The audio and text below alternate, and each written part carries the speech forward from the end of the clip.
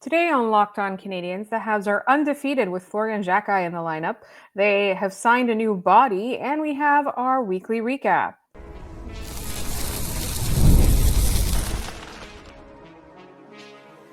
You are Locked On Canadiens, your daily podcast on the Montreal Canadiens. Part of the Locked On Podcast Network, your team every day. Hi there, everyone, and welcome to another episode of Locked On Canadiens. We want to thank you all for making us your first listen of the day. As you know, we're free and available wherever you get your podcasts, as well as on YouTube, as part of the Locked On Podcast Network. Now, the #1 sports podcast network, thanks to you. And today's episode is brought to you by FanDuel. Download the FanDuel app now by visiting FanDuel.com and win $300 in bonus bets if your first $5 bet wins. My name is Laura Saba, also known as the Active Stick, and I'm joined, as always, by my wonderful co-host, Ian Boisvert, who got to see his first ever game at the Bell Center this week. Huge game for the Montreal Canadiens, and we're going to get right into that game. We're going to talk about the week overall, of course. Also, the Montreal Canadiens have made a signing. Let's talk about how exciting that is, but first, before we get into all of that, let's talk about the Montreal Canadiens getting back into the win column after a long losing streak. And Ian, I want one word to sum up your experience at the Bell Center on Saturday night. It was all right. No, it was great. It was, I was, joking about it going into it. I kind of lowered my expectations. I said, I want to see 2 goals. I want those goals to either be tying goals, go-ahead goals, or padding the lead goals. And they did that in the first period. We were done. I was like, cool, the rest of this game's gravy. Knowing full well that they were going into a second period in which the Canadiens are really bad. However, as I learned on the Game Over stream, the Canadiens are not the worst second period team in the league. There's 2 teams below them, the St. Louis Blues and the Toronto Maple Leafs. And the Toronto Maple Leafs showed fully why they are one of the worst second period teams in the National Hockey League. They left Joseph Woll out to dry in that game. Without Woll, Montreal probably walks into the third period up by 5 or 6. Like, it's not particularly close. He makes a bunch of saves. It was really one of the first mercy pullings I've seen in a long time, where a goalie's actually playing really well and just getting no run support, no help from his team. So sad, too bad. All the Leafs fans in that building left very upset. And that's fine by me. I've been in that spot before, almost exclusively being on the road. I've seen a lot of road wins, right? There was nothing that compared to what happened at the Bell Center for me on Saturday. There's nothing that comes close. I'm glad they won, because it would have been a lot of time spent, a lot of money getting up there to see some of the other hockey that we've seen from this team. But regardless of whether or not they won, I know it's easier to say now, but it was just a really special moment for me. Just personally, I've been watching this team for close to 20 years. That was my first time getting there. I was talking with Laura and my wife at some point in the night. And I was like, I've seen countless numbers of games in that building from my own home. And it's a very bizarre phenomenon to have a building be so important to you that you've never visited, that you've never stepped foot inside, that you don't know what it smells like. You don't know what it feels like to be there. And to finally have that is really something. It's tough to put into words exactly what it felt like. Like I said, just having watched all those games there, like, I knew the cadence of how things were going. I knew what Ivan Demidov was going to play on the organ.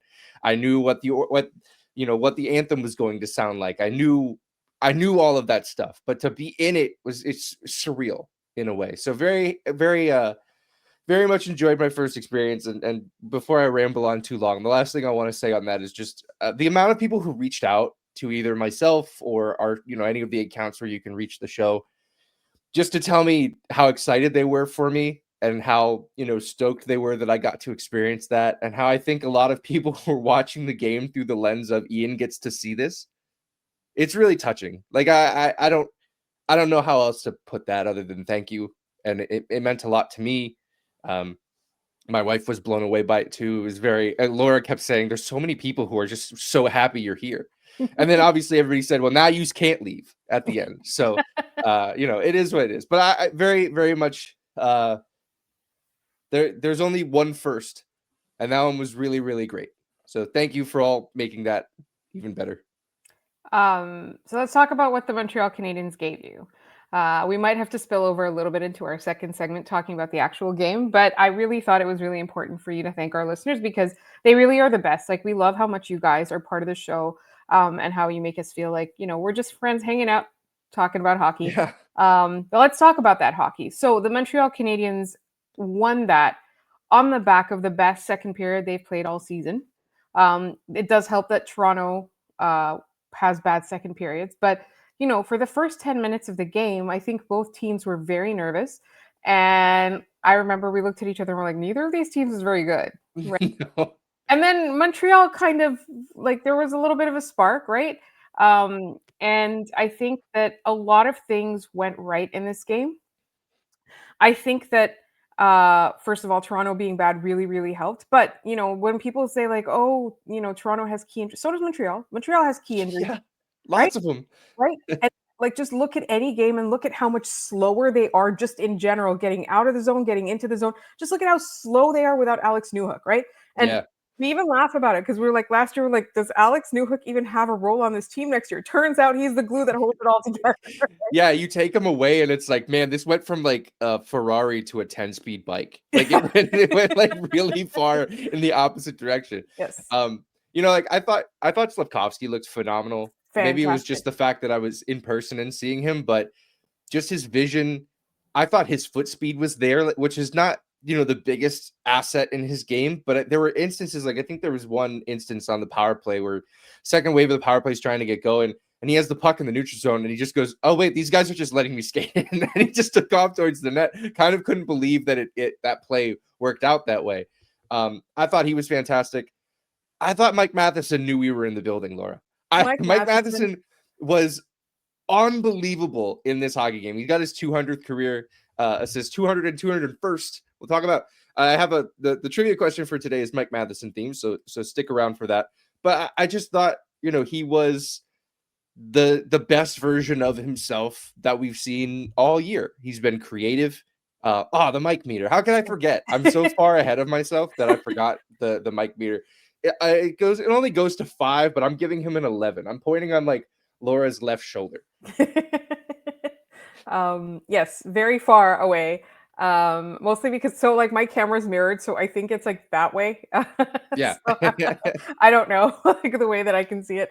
But yes, Mike Matheson knew we were in the building. Like, because we were in the 200s, if we were like really close to the ice, I feel like we would both have been yelling, "Go, Mike! We love you. We believe in you." Mike would have known we existed, which I kind of don't want to break the fourth wall on that one. It's probably best that he doesn't know that we're a thing at all. Yeah, except that we love him. No, he had a fantastic game. And this is the thing, like, we talked about two guys who didn't even have a goal, who didn't even register a goal. Like, that's how good that game was, right? Yeah. There was so much going on. I know we're gonna have to spill into our second segment. It's okay, just this once. It's a special occasion, right? It was a very special game. So I want to talk about Lane Hutson, right? Slafkovsky was phenomenal. Slafkovsky was like, he had moments where he was controlling the game, right? You couldn't get in his face, all of that. Mike Matheson, honestly, like, I don't know, this year's Mike Matheson is incredible. And I don't want people talking about contract years. No, I mean, he's just, I think we have to remember last year Mike Matheson was asked to do a lot of stuff that he hadn't been asked to do a lot of, right? He was going to, his power play was being taken away from him. Now they added another defenseman who is ahead of him on the power play depth chart, which is crazy to think about. Mike Matheson is an incredibly gifted offensive defenseman. To have another defenseman in front of him, it's kind of wild. I just think he's playing the most refined version of his own game. Like, he is still at this point as potent offensively as he's ever been, but he's also the mistakes aren't there, right? He's not forcing it for the sake of forcing it and making a mistake. He's the whole team's philosophy when breaking the puck out is patience. They want to be patient with it. They'd rather have the puck than try to go out, miss a pass, chip it in deep, that sort of thing. They would much rather take their time, look for the right play, which has helped Mike Matheson, I think, a great deal in just refining his game to be the most potent version of himself. I've loved everything I've seen from this guy this year. I'm so glad that he saved that game for when we were there. He was unbelievable. I mean, I'm so excited watching him with the puck. He keeps going like deep into the offensive zone all the time. And I think it was on Anderson's, one of Anderson's goals. He went really deep in the offensive zone. Like, what is he doing down there? And then Anderson scored. Yeah. Like, it's very much part of Mike Matheson's DNA. And I'm glad that he was able to do that with us there. I really hope they sign him, though. I really hope they keep this guy. I don't want to live in a world where Mike Matheson is playing for any other hockey team. Yeah. And I think Noah Dobson doesn't want to live in that world either. So up next, we're going to talk about Dobson's big night. We're going to talk about, Lane Hutson, Josh Anderson, Florian Xhekaj's debut. We haven't gotten into all of that. And I know you can't wait. So we're going to get into that in just one moment here on Locked On Canadiens.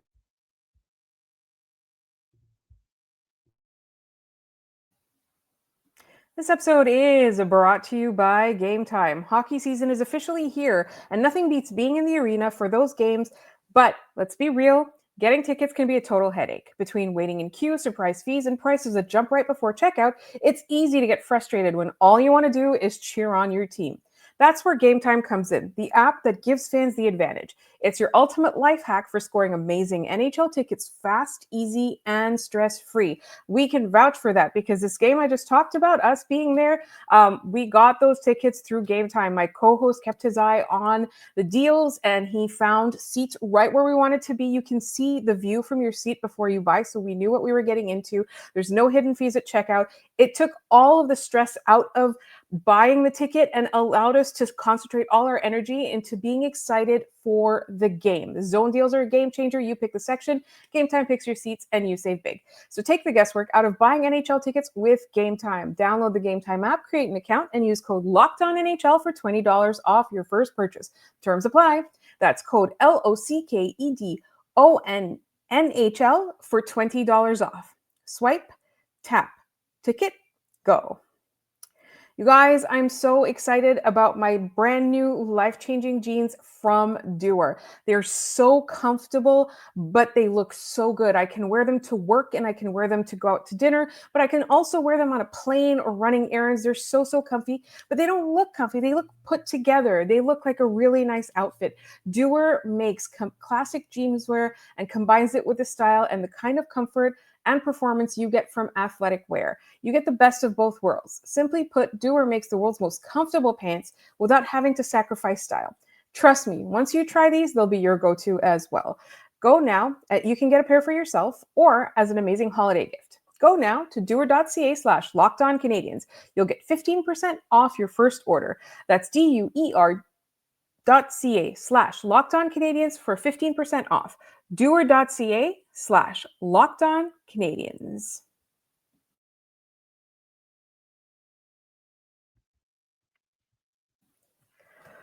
All right, so we talked about the big night that Juraj Slafkovsky had, the big night that Mike Matheson had, and let's get into one of the stars of the game, Noah Dobson. 2-goal game. At one point, we were on Noah Dobson hat trick watch. Yeah, that was not something I had anticipated. It was a Saturday night in Montreal. If anybody was going to be on hat trick watch, I would have guessed it would have been Cole Caulfield, who still looked great in this game, despite the fact that he did not find the back of the net. I believe he had an assist on the Hutson goal. But yeah, Noah Dobson, I think he found himself in the right place at the right time a couple of the times, twice on this night.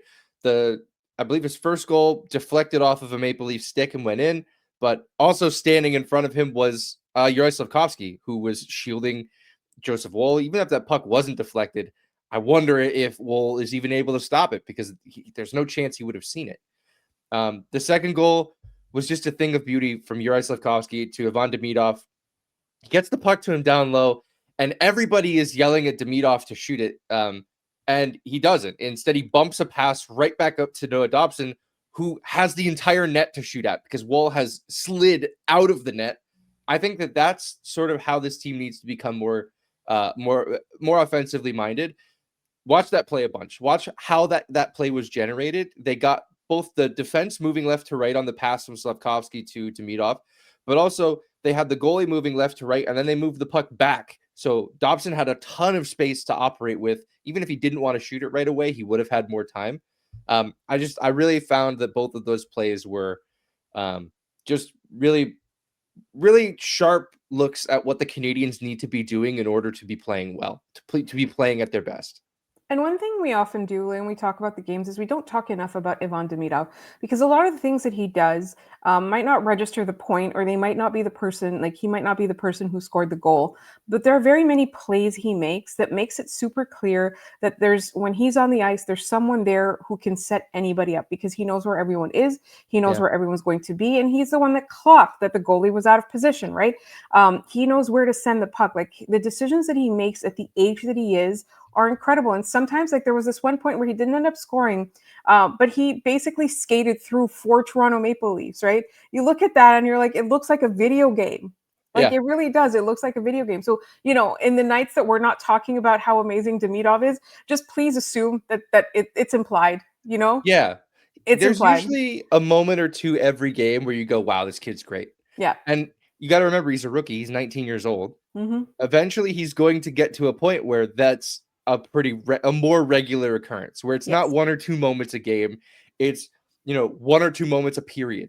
Yeah. That's sort of what we're going to be expecting from a guy who plays like this. I love his vision with the puck. Just the way that he saw the Maple Leafs in front of him on that. I know exactly what drive you were talking about. And he just decided, I'm going to try to go through you. And like right now, he has the courage to know that he can do it, but not necessarily the smarts to know that maybe he shouldn't, which is good for him at this point to learn. He's only going to learn if he's making mistakes or he's, doing the right thing. Yes. So, it's all of it, as you say, it's hockey school, right? Yes. He needs to learn how to do this. And then obviously Josh Anderson had a massive night. You can't discount that. Again, I also want to talk about Nick Suzuki. We don't talk about Nick Suzuki all the time, but he had a massive night. Like, it's clear that he's still like skating through whatever is like plaguing him in his rib area. From the way that he's skating, you can tell he's kind of still hurting, right? Yeah. He says he's not, but he is. He's lying. And just like Josh Anderson, obviously he plays really hard against Toronto, really gets it up against Toronto. Really happy to see him get those 2 goals. But I want to talk about Florian Xhekaj because we are running out of time. What a debut. I think, if we could have written it, the only difference would have been there would have also been a goal, which would have been tough with the number of minutes he played. But man, he looked great.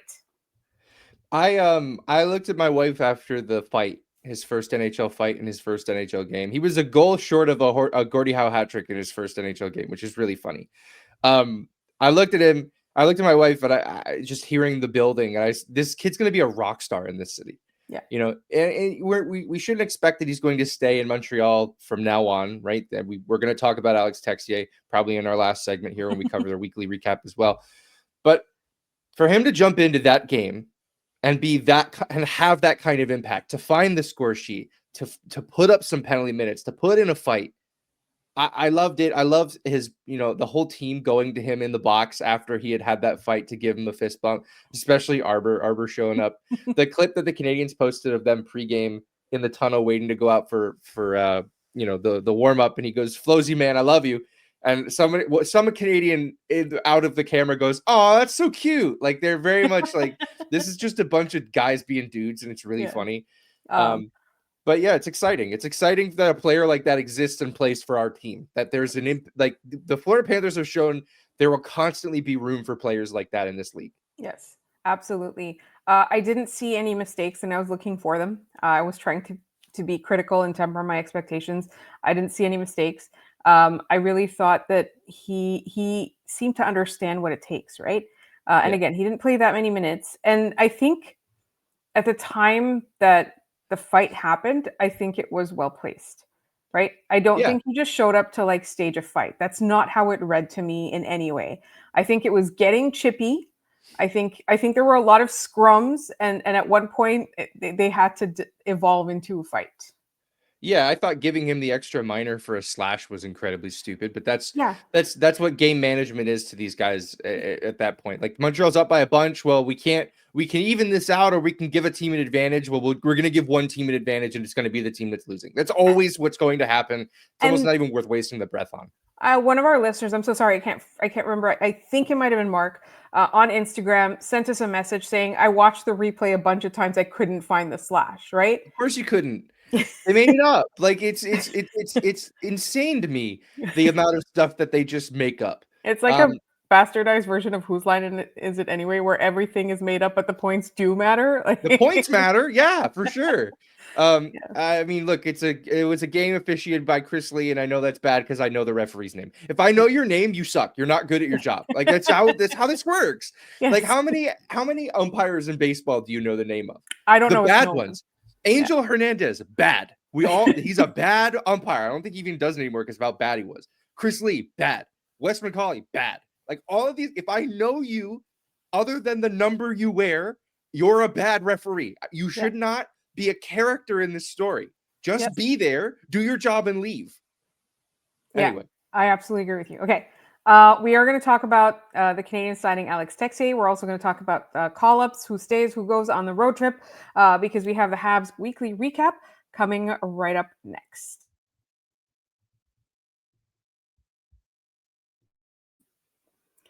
This episode is also brought to you by FanDuel. The NBA is back, and there's no better place to get in on the action than FanDuel, the official sports betting partner of the NBA. Even if you miss the start of the game or you want to ride the hot hand, FanDuel has live bets on everything from who will score next to fourth quarter comebacks. Plus, you can even combine your live bets into a same-game parlay for a shot at a bigger payout. It keeps every game exciting, especially when your team's making that late push.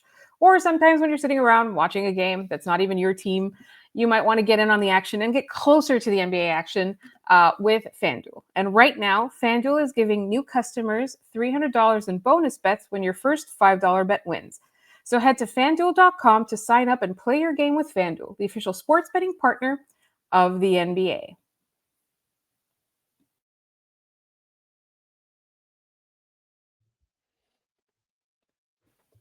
All right, we talked so much about that game, but the Canadiens also made news on Sunday evening by signing Alex Texier, who just, I guess, cleared unconditional waivers for the purpose of being bought out by the St. Louis Blues. Yeah, it's essentially David Kampf 2.0, right? He was waived earlier, sent down to the minors. The player and team decided this isn't for us. We're moving on. Texier comes into his Montreal Canadiens tenure. 8 games played so far this season, just the 1 assist, 2 penalty minutes, a completely even at plus minus. This is in my opinion a case of warm body syndrome. However, like they gave him, it's a 1-year $1 million contract, which is I believe more than Joe Milano's making, which is kind of peculiar in that eventually guys are going to get healthy. And then what do you do with this player? Are you waiving him and sending him to Laval? Is he going to want to go to Laval at that point? Are you potentially blocking yourself out of keeping a spot open for a Florian Xhekaj? Should he, continue to prove at the AHL level that he's ready to go? I think, the one thing that I look at is that maybe Montreal sees some potential here as a penalty killer. Going back 2 seasons to when he was in Columbus in the 23-24 season, he was the second most used penalty killer by the Blue Jackets. Forward penalty killer, that is. Maybe they think that that's the case. Was Columbus any good on the penalty kill that season? No, they were one of the worst penalty kills in the league.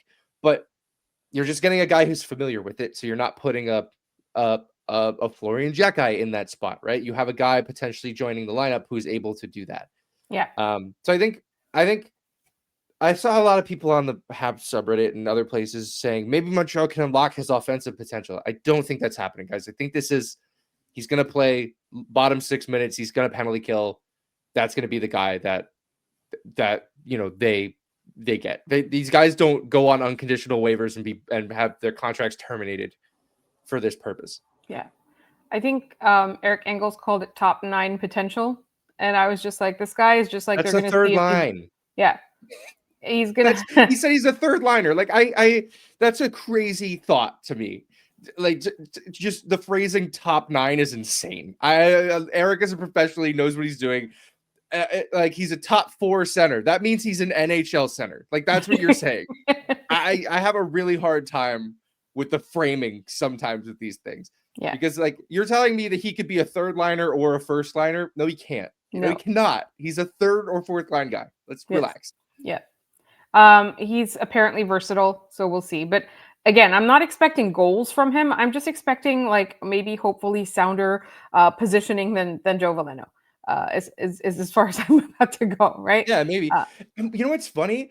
I thought the last 2 games from Joe Veleno were his best as a Montreal Canadian. I thought he was great against Toronto. He yes, was everywhere. I thought yes. he looked fine. Like He I probably which is heard the Alex Texier rumors. yeah, he's like, I better step up. They got this guy on waivers who apparently is going to be a first or third line player for us. Anyway, so that's All right. so tilted about that for no reason. I shouldn't be as upset No, about that as I am. it's fine. We don't have a reason to be upset right now because we're riding the high of that game. Yeah. Right, let's get into our weekly recap. 3 games this week, one against Columbus, one against the Washington Capitals, and the last one against Toronto Saturday night at the Bell Center. And so Columbus, as we talked about previously, they played really well, did not get the result that we expected. The Washington game, they did not play well at all. And then in Toronto, obviously they brought it. There's a number of factors that went into that, right? Against Columbus, I really strongly felt that they were trying to get back to basics, and that was what made them effective. Mhm. Against Washington, I think they allowed their emotions to get the better of them. And I think that this is like a repeat of what we saw towards the end of last year when they were trying to make the playoffs and they were trying to clinch and they kept coming up short. The Yeah. moment kept getting bigger than them. So I think that is something that they do have to talk. They have to talk about and work through and grow out of. Right? Like we talk so much about how young this team is, but we want to see them grow up a little and be adults before they can become a Stanley Cup contending team. Yeah. Goaltending was a major factor. It was. Did you think Dobeš was good on Saturday night? No, I thought Dobeš made the saves. I Yeah. thought technically he was good in that he made the saves and like his save percentage was pretty decent. It He started didn't. with a 9. His Yeah. save percentage started with a 9. Yes. That's phenomenal. We But haven't I seen agree that with in a you. while. I'm But like his body visually, language, yes. was terrifying me, honestly. The body language, like what he did not squeeze a lot of pucks and hold them. A lot of pucks bounced off of him, which was incredibly concerning. And when he did squeeze them, he squeezed them like he was trying to like squeeze water out of the puck. Yeah. Like, he was just really having a hard time with sort of feeling the puck. What I hope he takes out of that game is that he doesn't need to win the game on his own. Yeah. He has a team in front of him that is going to help him win that game. I hope Montembeault saw that from the bench and saw, Dobie's kind of fighting the puck tonight, and it hasn't mattered. Yes. That the team in front of you is going to pick you up from time. Yes, as a goalie, sometimes it's on the other foot, and you need to pick your guys up. But that's not been the story this week. This week, the guys are picking up their goalie, and the goalie has been letting them down from time to time. And so on the Canadian social media, they post the like post game dressing room, and I thought it was really telling that they're like it used to be. I can't even remember anymore. It used to be sunglasses, and then now it's like this like hat with like a fox. Like They I think keep changing stuff, whatever they whatever want it to do, is, man. they gave it to Dobeš, right? Like, and I thought that was really interesting because there was a little bit of fan pandering with making Florian Xhekaj the third star of that game because Lane Hutson probably could have been the third star. Mike Matheson had 2 assists, wasn't a star. Just want to point that out. 2 helpers wasn't on there. Yeah. Again, we're not going to argue. We love Florian Xhekaj. We were so excited to see it. Like, I like when we saw that and he came out, I was like, I love this. Like, this is like a movie, right? Love it. And his parents were there and everything. Love. I also think it's really, really cute that Jakub Dobeš, I think it was one of the Habs players that's not the Xhekajs is posting like all the Xhekaj photos, like just reposting it on their Instagram story. I want to say it's Dobeš. But please don't yell at me if it's not, if it's somebody else. But I just think it's so cute how much they love like the whole thing. Right. Anyways, so they made Dobeš the like hat guy, whatever, the player of the game, right? Marty handed it over to him. And you could see like, and I know you don't want to read too much into that. You could see that A, he was surprised, and B, like he felt like it looked like he was a little shy. So I think that his confidence has been shattered irreparably. And I think that we kind of, we need to have a little bit of patience, and hopefully the Montreal Canadiens can help him get it back, because I think it started with losing that New Jersey Devils game. And then a week later, that Dallas game was disastrous. And so, it's little by little, but I really hope that helps, because like I really am seeing a huge difference in his body language right now versus what we saw at the beginning of the season or even last year. Yeah. We usually, for our weekly recap, we usually do a star of the week. Can I give you my play of the week, Laura? Okay, give me the play. The play of the week was on Saturday. It was not a goal. It was not a save. It was not a fight. It was Alex Texier deciding in the corner in the late stages of that game. He channeled his inner David Savard and said, "I'm going to die on this puck." And he stayed there, and I looked over at you guys, and he's David Savarding. He's doing it. And I have been saying, while the Canadiens have struggled to hold games in the third period, they need guys who are willing to do that. Alex Texier, you have my attention, man. That was, to me, that's the sort of effort that you need to find in the guys that you have on defense. He's one of the elder statesmen back there, believe it or not. For him to do that, I have all the admiration and respect in the world for a guy who's going to just sit there and take sticks and checks and punches to the back of the head and probably kicks. He's probably getting kicked by skates while he's down there and just saying, "Nope, I'm sitting here. I'm going to chew 45 seconds off this clock and there's nothing you can do about it." Alex Texier gets my play of the week. Also, like, it was really telling because at one point the Bell Center was laughing. Yeah, everyone, like, the building started cheering. They were like, "Yeah, this is awesome." And it was awesome. The Bell Center, to me, one of the things I took away from my time there is that they love the little things more so than any other building I've ever been in. There was a shift. Gallagher was down low. They were just mucking it up down low.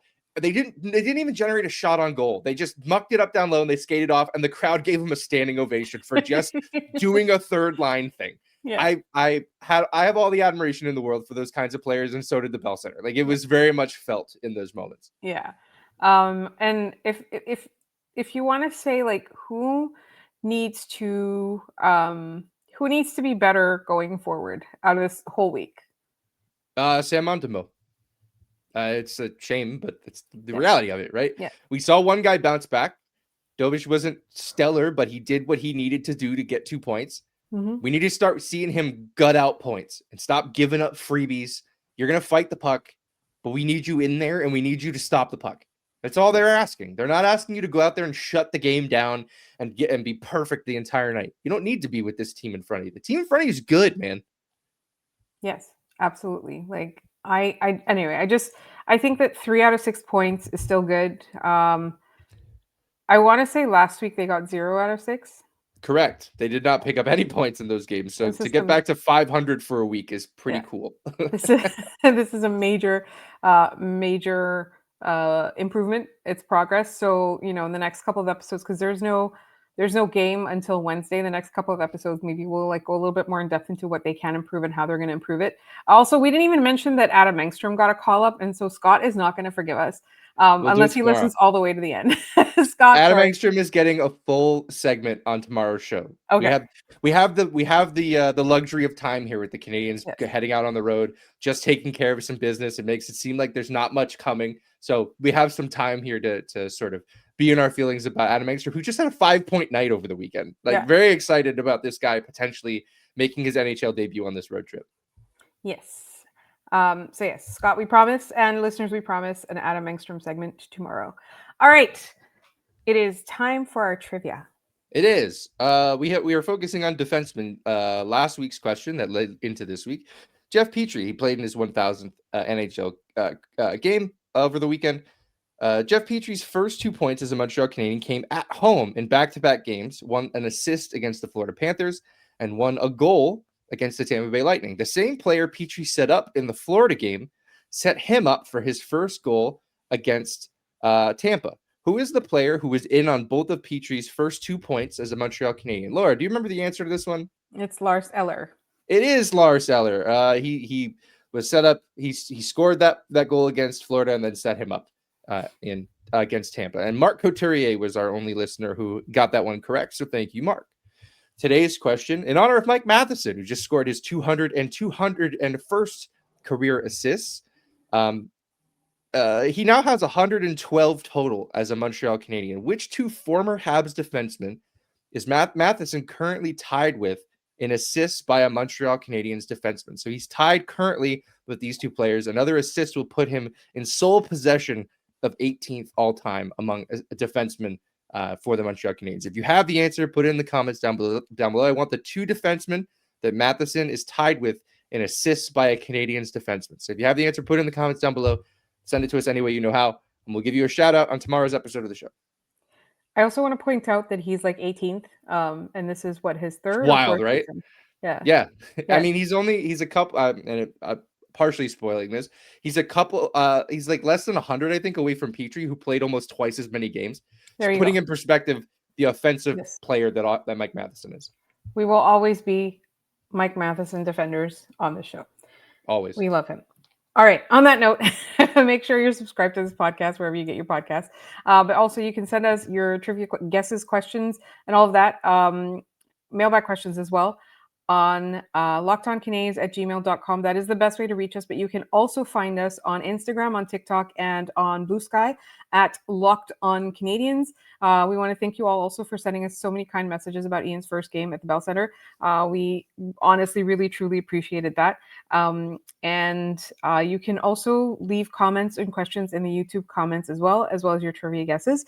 If you want to find us, we are anywhere you get your podcasts as well as on YouTube. Subscribe, tell your friends, please come along for the ride. We know it's a little bit of a roller coaster right now, but we really, truly think that this is going to be an exciting season for the Canadiens.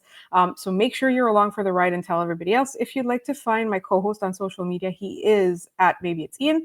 If you'd like to find me, I am at The Active Stick. Thank you so much for listening, and we'll be back tomorrow, especially with an Adam Engstrom segment.